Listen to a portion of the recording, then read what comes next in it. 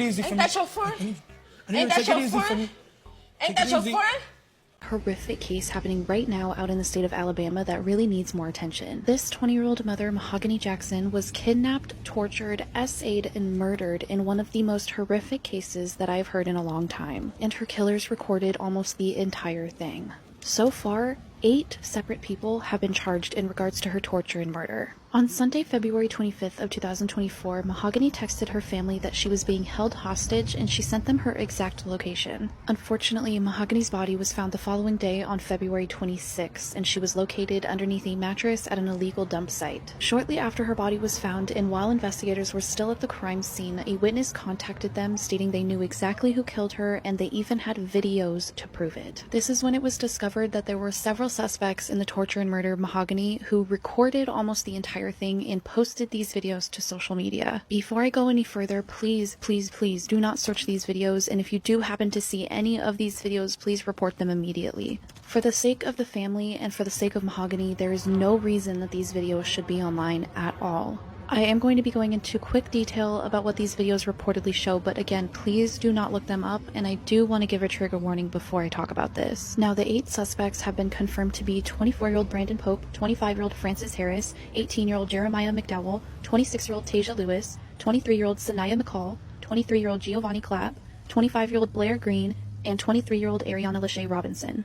It has been reported that there are 5 videos in total of this entire crime, and most of it was recorded by Jeremiah, with some portions of it being recorded by Sanaya. In the first video, it is reported that you can see several of them stomping and spitting on Mahogany while she was lying on the ground, and at one point in the video she told them that they won and to just let her go. Later on in the video, Tasia was seen taking off Mahogany's shirt, and then she was later seen dragging her nude body by her hair towards a vehicle. And at the end of this video, you can hear someone yell in the background, "Pop the trunk," before the video cut off. It's being reported that after this, they took her down to Serenity Apartments into apartment number 3, where Sanaya and Tasia lived. This is where they recorded 4 more videos, including a video of her being essayed.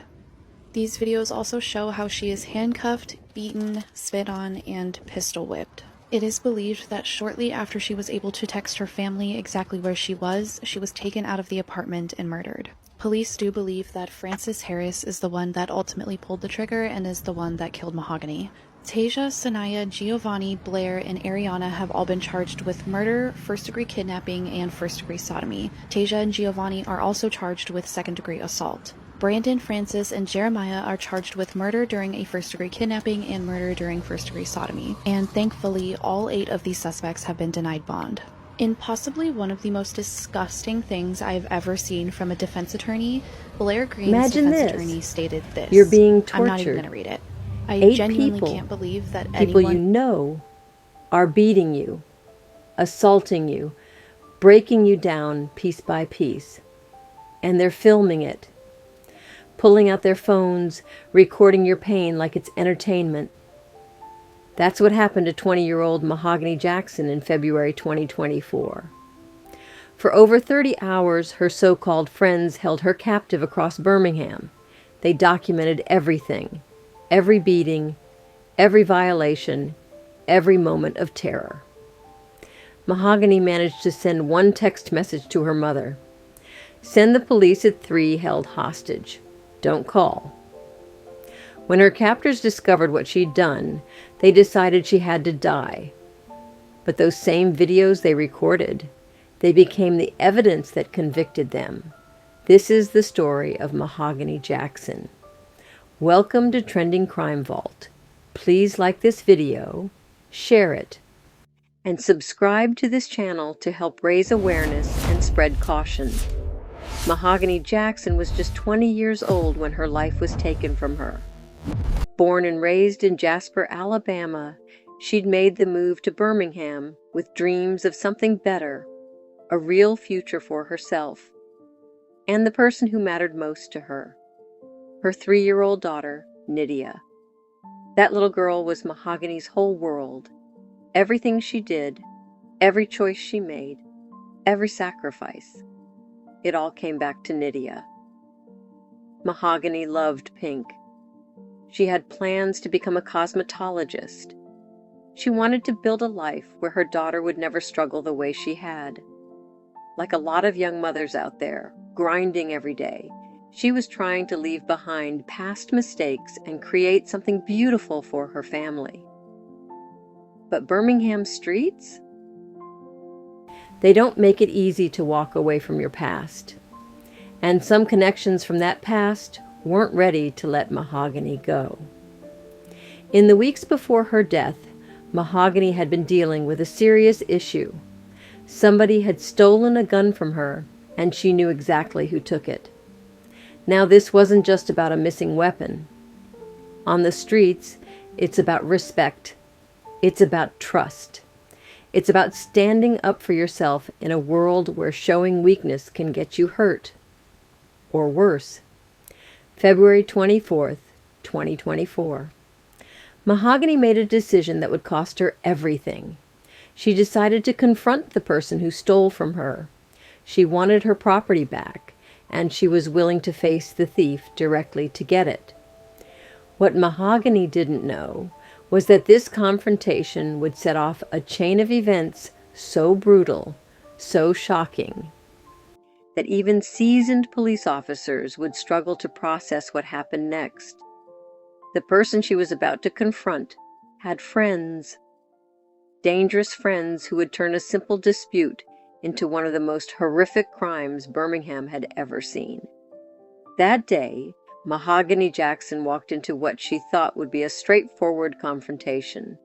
She'd tracked down 24-year-old Brandon Pope, the man who'd stolen her gun. This wasn't some random criminal. Brandon was part of her social circle, somebody she knew from around the way. Mahogany wasn't playing games. She came armed and ready to get her property back. When she found Brandon, she didn't waste time with small talk. She pulled out her own weapon and demanded he return what he'd stolen from her. But Mahogany wanted to send a message. This wasn't just about getting her gun back. It was about respect.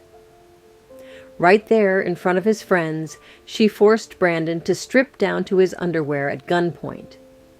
For a man trying to maintain his reputation on the streets, this was the ultimate humiliation. Brandon stood there, nearly naked, while Mahogany held him at gunpoint. His friends watched as this young woman made him look weak and powerless. In that moment, something dangerous shifted in the room. The embarrassment was eating at Brandon, and his anger was building to a breaking point. After Mahogany got what she came for, she left. She probably thought the matter was settled. She had her gun back, she'd made her point, and Brandon had learned not to steal from her again. But she was wrong. The humiliation Brandon felt that day wouldn't just disappear.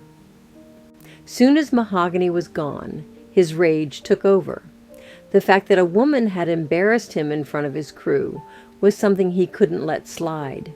In his mind, there had to be consequences.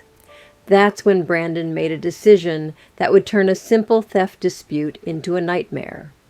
He looked at his friends, Francis Harris, Jeremiah McDowell, and the others who had witnessed his shame, and gave them a command that would seal Mahogany's fate. "Do something to her," he told them. Those 4 words launched one of the most brutal crimes Birmingham had ever seen. What started as Mahogany trying to get her stolen property back was about to become a 30-hour torture session that would end with her death. And the worst part? Every single person involved in what happened next was someone she knew and trusted. Brandon Pope's command set everything in motion. Within hours of being humiliated, he'd gathered a group of 8 people who were ready to make Mahogany pay for what she'd done. These weren't hardened criminals or gang members. They were people from Mahogany's own social circle, people she'd laughed with, hung out with, trusted. The group included Francis Harris, 25, Jeremiah McDowell, 18, Giovanni Clapp, 23, Blair Green, 25, Xenia McCall, 23, Tasia Lewis, 26, and Ariana Robinson, 23. Some were men, some were women, some were older, some were barely adults. But they all had one thing in common. They were about to commit one of the most horrific crimes Birmingham had ever witnessed. They found Mahogany and took her captive. What happened next lasted for more than 30 hours and moved across multiple locations throughout Birmingham. The group wasn't just angry, they were methodical. They planned to make Mahogany suffer for as long as possible. They moved her from place to place to avoid being caught. First one apartment, then another location, then another. Each time they relocated, the abuse continued. They beat her repeatedly, leaving her body broken and bruised.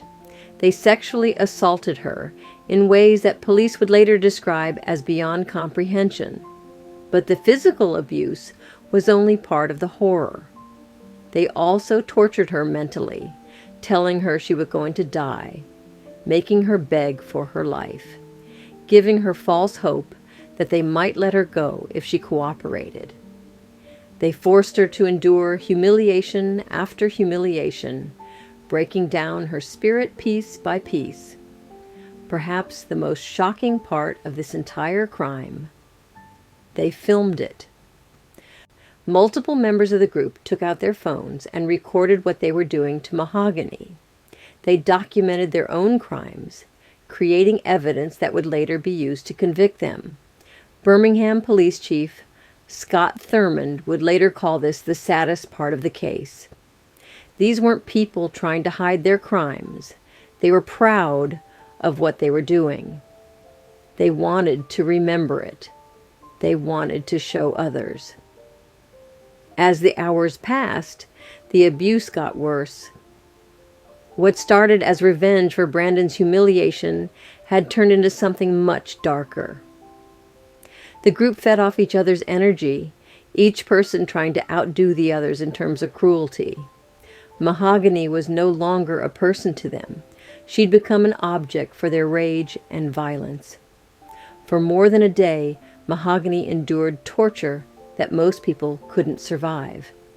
She was beaten, assaulted, moved from location to location, and forced to endure psychological abuse designed to break her completely.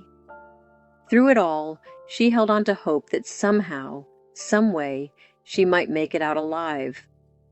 The group showed no mercy. Even when Mahogany begged for her life, even when she promised she wouldn't tell anyone what happened, even when she pleaded with them to think about her 3-year-old daughter who needed her mother. They continued the abuse, but Mahogany wasn't ready to give up. Even after hours of torture, she was still looking for a way to survive. And on the morning of February 25th, she would find one last chance to call for help. At 7:46 a.m. on February 25th, Mahogany saw her chance. After more than 24 hours of torture, her captors had let their guard down for just a moment. She grabbed her phone and typed the most important message of her life. "Send the police at 3, held hostage. Don't call." She hit send and prayed her mother would see it in time. This was her last hope, her final attempt to save her own life. Back home, Mahogany's mother, Gail, was going about her morning when her phone buzzed. When she read the message, her world stopped. Her daughter was in danger, and she needed help immediately. Gail didn't hesitate. She called 911 right away. The police rushed to the Serenity Apartments on Serenity Drive, where Mahogany's message had indicated she was being held. Officers raced up the stairs to Apartment 3, ready to rescue a young mother who was fighting for her life. But when they broke down the door, the apartment was empty. There was no sign of Mahogany or her captors. The group had already moved her to another location, staying one step ahead of law enforcement. Meanwhile, Mahogany's captors had discovered what she'd done. They found the text message she'd sent to her mother and their anger reached a new level. Not only had she embarrassed Brandon Pope, but now she'd tried to bring the police into their business. But instead of killing her immediately, they saw an opportunity. They forced Mahogany to unlock her phone by giving them her passcode. They wanted access to her contacts, her messages, her social media accounts. They told her that if she cooperated and gave them what they wanted, they would let her live. "Give us the password and we'll let you go," they promised her. Mahogany, desperate to survive and get back to her 3-year-old daughter, gave them the information they demanded. She probably believed that cooperation was her only chance of making it out alive. She'd already endured more than 24 hours of torture. Maybe if she just did what they asked, this nightmare would finally end. But this was just another lie in a long series of lies. The group had no intention of letting Mahogany go. They'd already decided her fate, and her desperate attempt to call for help had only sealed it. The text message that was supposed to save her life had instead guaranteed her death. After Mahogany gave them her phone password, the group made their final decision. Despite their promise to let her live, they'd been lying all along. Frances Harris, the 25-year-old who would later be identified as the shooter, took charge of what happened next. The group loaded Mahogany into a vehicle and drove her to a remote area in Birmingham. This wasn't a random location. They'd chosen a spot where they thought no one would find her body. It was isolated, away from busy streets and curious eyes. When they reached the dump site, Mahogany probably still believed she might survive. She'd given them everything they asked for. She'd cooperated completely. She'd endured more than 30 hours of torture without fighting back. Maybe, just maybe, they would keep their word. But Frances Harris had other plans. As Mahogany stood at that remote location, probably hoping this nightmare was finally over, Harris raised his gun and shot her in the back of the head. The execution was quick and cold. After everything she'd survived, after all the hope she'd held on to, Mahogany Jackson's life ended with a single gunshot. The group didn't just leave her body there. They tried to hide what they'd done by covering her with old mattresses and debris, treating her like garbage instead of the young mother she was. They thought they could make her disappear completely, as if she'd never existed. For hours, Mahogany's body lay hidden in that remote area, while her family desperately searched for answers. Her mother, Gail, was still hoping the police would find her daughter alive. Her 3-year-old daughter, Nydia, was waiting for her mommy to come home. But on February 26th, their worst fears became reality. A witness walking through the area discovered something that didn't belong. When they moved the mattresses aside, they found Mahogany's body. The young mother who'd fought so hard to survive was finally found. But it was too late. The discovery of Mahogany's body set off a chain reaction that would bring swift justice. The Birmingham community was outraged by what had happened to this young mother. Tips started pouring into police, with people providing information about who might be responsible. Within days, law enforcement had identified all 8 suspects. The same videos that the group had filmed to document their crimes became the evidence that would convict them. Their decision to record their own brutality had created a trail that led police directly to their doors. One by one, the arrests began. The people who thought they'd gotten away with murder were about to learn that justice was coming for them. The 8 people who destroyed Mahogany Jackson's life weren't career criminals or hardened killers. They were young adults from Birmingham. Ranging in age from 18 to 26, most shocking of all, they were people Mahogany knew and trusted. What made this case so easy to solve was the evidence the suspects created themselves. Police Chief Scott Thurmond called their decision to videotape portions of the crime the saddest part of the entire case. These videos didn't just show what happened to Mahogany, they showed exactly who was responsible. The footage was so disturbing that Chief Thurmond, a veteran law enforcement officer, called it one of the most heinous acts he'd seen in his career. He described the facts as deplorable and sickening, saying the crime was absolutely disgusting. When the arrests began, the charges were serious. Brandon Pope, Francis Harris, and Jeremiah McDowell were each charged with capital murder during first-degree kidnapping and capital murder during first-degree sodomy. These charges carry the possibility of the death penalty in Alabama. Giovanni Clapp, Blair Green, and Senia McCall faced charges of felony murder, first-degree kidnapping, and first-degree sodomy. Tasha Lewis was charged with felony murder, while Ariana Robinson was charged with felony murder in connection with kidnapping. All 8 suspects were denied bond, meaning they would remain in jail while awaiting trial. During a preliminary hearing, the capital murder charges based on rape and sodomy against Pope and McDowell were dismissed. McDowell's attorney argued that his client maintained his innocence and claimed the state had been overcharging the defendants. Additionally, Clapp's assault charge was reduced from second-degree to third-degree assault. Despite these modifications, all 8 suspects still face serious charges that could result in life in prison or even the death penalty. The real victims of this crime weren't just Mahogany, they were the people she left behind. Her 3-year-old daughter Nydia lost the most important person in her world. At such a young age, she couldn't understand why her mommy wasn't coming home anymore. The little girl who used to play with Mahogany, who depended on her for everything, was now facing a future without her mother's love and protection.